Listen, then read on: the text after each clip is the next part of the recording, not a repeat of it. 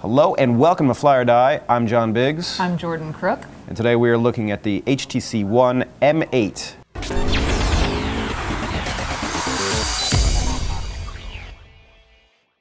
So welcome to another episode of Fly or Die. At HTC, they were sitting around a conference table and they were like, what do you, I mean, we need to name this something that we need really to add stick. we need to add something that people remember and they think, so and what do you? One? They're like, no, but one isn't, I mean, we should probably add some letters and numbers to the end of that. Like, I mean, Z4? No, Z4 doesn't work. Yeah, Z4 is right out. M8 is where it's at. Because M is the middle and 8 is a lucky number. Mate. One mate. This is your mate. This is your friend.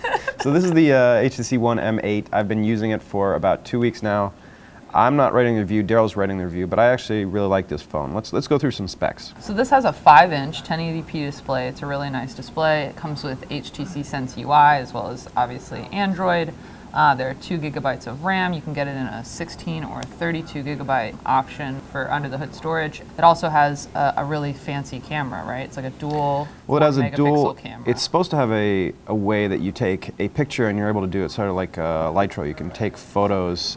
You can refocus the photos after the fact. And you can even do like full focus, like in the foreground and in the background, right? So you for the first time, we're kind of allowed to fiddle with these photos post shooting. So that's exciting. And the HTC One, the first generation was really great. This is the new version. I mean, what do you think? You've been playing with it.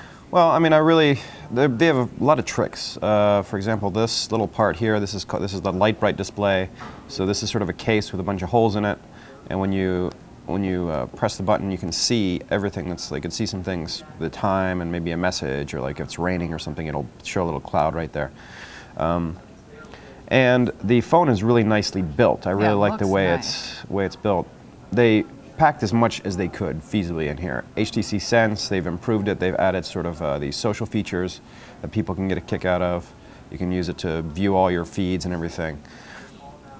Is it going to save HTC? I don't know. I'm not sure it will. I mean, I think they did such a good job on this thing, and the HTC One was a beloved as well.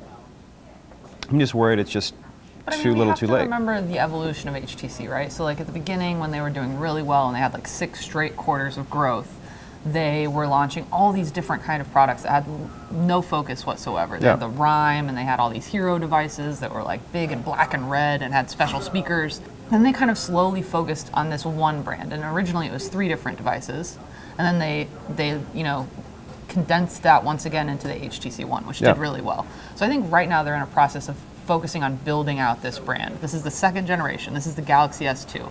Does it need to sell, out of this world? It probably won't, but I think that they're building off of something that could feasibly, bring the company back to relevance. All right. Well, I've used it for a little while. I'm going to give it a fly. I probably wouldn't buy it, but I think it's a really good effort by them. I think if I was going to buy an Android phone, if someone had a gun to my head and said, you can no longer use iOS, we're going to kill you, I would say, hook me up with an HTC One, then that might make up for it. So there you have it. If you're going to be killed, buy an HTC One. This has been Fly or Die. I'm John Biggs. I'm Jordan Crook. Thanks for watching.